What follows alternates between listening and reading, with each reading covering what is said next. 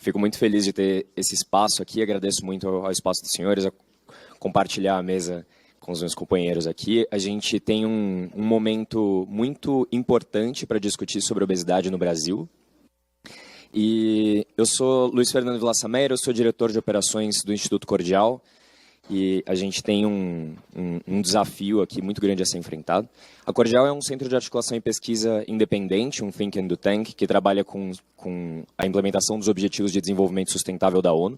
Então a gente trabalha com desafios sociais complexos que precisam de trabalho conjunto baseado em evidências para serem enfrentados. Então por isso a gente tem atuações em educação, em segurança viária, mobilidade e, dentro de saúde, especialmente obesidade, pelo Painel Brasileiro da Obesidade, ao qual a gente está aqui lançando a agenda legislativa hoje, e por isso esse momento é muito importante. Como eu vou fazer coro com a Cristiane, e aí reforçando essa mensagem da complexidade da obesidade, para começar, a gente ainda não tem consensos realmente implementados, colocados em implementação para lidar com esse desafio complexo na saúde pública, e isso vem agravando cada vez mais o cenário no Brasil e no mundo. Se a gente faz um mapeamento das perspectivas que de alguma forma impactam a obesidade, é um cenário realmente muito variado, com vários atores que têm várias ideias e perspectivas diferentes, que muitas vezes, inclusive, não têm interlocução entre si. A gente fez um mapeamento dessas perspectivas e a gente vê o quanto eles são ecossistemas muitas vezes separados. E a gente tem, como ela muito bem apresentou, um cenário de números muito críticos no mundo. A gente tem aí 2 bilhões de adultos no mundo sofrendo com excesso de peso, 60% da população adulta brasileira acima do peso, 3 a cada 10 crianças acima do peso. O Atlas da Federação Mundial da Obesidade, lançado esse ano, mostrou um agravamento das doenças associadas à obesidade nas crianças no Brasil e fora do Brasil. 3 das 4 principais causas de doenças crônicas não transmissíveis têm obesidade como fator de risco. Isso foi outro destaque do Atlas Mundial da Obesidade desse ano. A gente tem diversos tipos de câncer relacionados à obesidade, além de outras doenças cardiovasculares, diabetes e assim por diante. E por isso também o impacto direto e indireto da obesidade gigantesco no sistema de saúde. E aí, ainda mais num contexto de dificuldades de investimento, é importante, no sistema público como um todo, é importante a gente saber o quanto lidar com a obesidade é custo efetivo. A inação é muito cara para o sistema de saúde também. E esses números vêm só se agravando. Então, é muito importante ver esse gráfico e ver o quanto a prevalência vem aumentando no Brasil. A gente tem hoje já 1/4 da população vivendo com obesidade, de acordo com a Pesquisa Nacional de Saúde. A Vigitel vem mostrando ano a ano o quanto esses números vêm crescendo também, e a PNS, que está sendo realizada esse ano, deve também trazer números cada vez maiores. A gente deve chegar em um terço da população vivendo com obesidade até 2030, se a gente não fizer algo para conter esse aumento. E esse é o grande desafio do painel brasileiro da obesidade, lidar com essa complexidade, com a multifatoriedade da obesidade, para fomentar de forma holística, de forma bastante abrangente, protocolos intersetoriais articulados mais efetivos e eficazes para lidar com a doença e os seus custos associados no Brasil, e por isso a gente conta com um board de parceiros estratégicos, onde cada um deles, inclusive a Abeso, traz perspectivas complementares, todos trazem perspectivas distintas ali para essa mesa, para a gente ter essa abordagem bastante abrangente. A gente é patrocinado pela Novo Nordisk e a gente tem essa visão de zerar, de contribuir com o ecossistema como um todo para zerar a taxa de crescimento e conter a prevalência da obesidade no Brasil até 2030, ancorado em 3 grandes documentos. Primeiro, o Plano de Doenças e Agravos Não Transmissíveis, o Plano de Dante do Ministério da Saúde. A isso também agradeço muito ao Cariri pela presença aqui, o Ministério está presente, é fundamental. As recomendações para o manejo da obesidade, que a OMS aprovou na Assembleia Mundial de Saúde de 2022, e dos quais o Brasil é um país prioritário definido pela OMS para a implementação dessas recomendações, e os Objetivos de Desenvolvimento Sustentável, que a gente precisa sempre ter em perspectiva, e também, especialmente nos ODS 2 e 3, estão relacionados muito com a obesidade também. A partir desses documentos, o painel brasileiro da obesidade tem uma agenda de incidência com 7 principais pontos, e em cima, não vou focar em cada um deles, mas apenas mencionando, reconhecer a obesidade como doença, de fato, é um dos principais desafios, mas lidando também com questão de visibilidade em dados, que é um desafio nacional, garantir o cuidado contínuo, garantir a formação adequada dos profissionais de saúde e assim por diante. E a gente trabalha em 7 eixos de trabalho, então a gente tem uma abordagem bastante completa, lidando desde a parte de mapeamento de evidências e articulação, chegando até incidência direta. Então, o que eu vou apresentar para vocês aqui, e a gente vai rodar um QR Code depois também, para quem quiser baixar a agenda de incidência do Painel Brasileiro da Obesidade desse ano, a agenda legislativa. Opa, o que aconteceu aqui? Apertei um botão errado aqui. Aí. A agenda de incidência, ela considera não só uma agenda de incidência legislativa, mas uma agenda também de incidência no Executivo. Então, a gente tem interlocução com o Ministério da Saúde, mas também com o Ministério da Educação, Ministério do Desenvolvimento Social, Ministério do Desenvolvimento Agrário, vários ministérios que precisam estar articulados nessa agenda. Uma agenda de incidência também no ecossistema da sociedade civil. Também é importante a gente ter coalizões e trabalhar de forma articulada para lidar com esse desafio. E aí aqui, especialmente, como lançando hoje, a agenda legislativa. E é muito importante a gente ver o quanto a produção legislativa dos últimos 5 anos nessa casa vem crescendo. Então, a gente fez um mapeamento da produção legislativa, seja projetos de lei, emendas, pareceres, substitutivos e assim por diante. E no ano passado a gente teve um boom da quantidade na produção legislativa e um crescimento que vem sendo assistido ao longo dos últimos anos. Isso tende a crescer, o que é muito importante, porque, dado esse cenário todo, é fundamental que a Casa do Povo aqui esteja discutindo sobre o tema e fazendo suas propostas, né? Então, qual é o nosso objetivo com essa agenda legislativa? A gente busca contribuir com deputados e senadores, de forma que a produção legislativa relacionada à obesidade seja cada vez mais baseada em evidências científicas.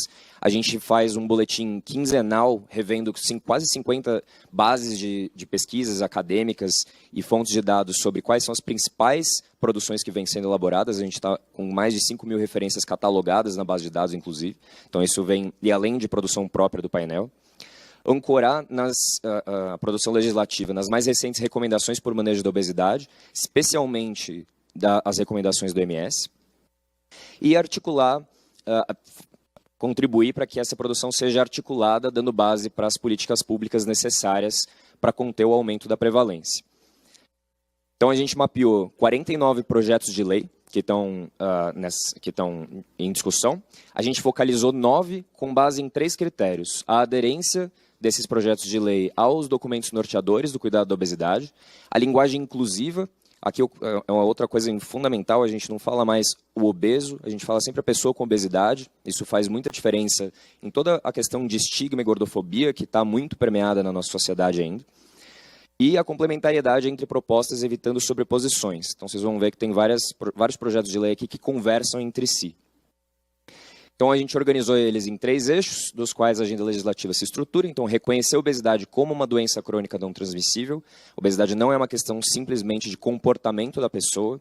Ela é uma doença, ela impacta diversos sistemas do corpo, ela precisa ser manejada ao longo do resto da vida, e a gente precisa considerar isso no sistema de saúde.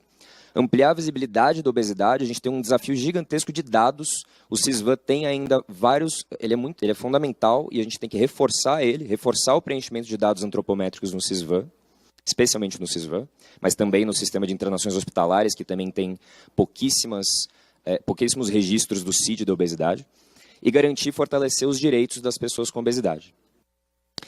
Então, indo por eixos, e aí, eu reforço, a agenda completa está disponível no documento, quem quiser baixar, que está disponível no site do Painel Brasileiro da Obesidade, a gente vai ter o QR Code rodando, e para cada um desses projetos de lei a gente elaborou notas técnicas que foram endereçadas aos congressistas, ao qual a gente tem interlocução, sempre buscando contribuir por essas políticas, para esses projetos de lei, e também estão disponíveis no Painel Obesidade, quem quiser ver com calma.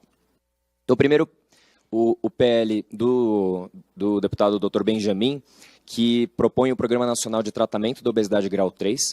Ele é muito interessante, a gente vê ele com muito bons olhos, porque ele entende essa integração das questões relacionadas à obesidade de uma forma, ao endereçar a obesidade não só, o grau 3 não só pela cirurgia bariátrica. Então, a gente não tem como endereçar todas os casos de obesidade mais severos simplesmente com cirurgia bariátrica. A gente precisa de uma abordagem mais completa. Ele se complementa com o PL do deputado Dr. Zacarias Calil, dos Centros de Atendimento Especializado para Pessoas com Obesidade.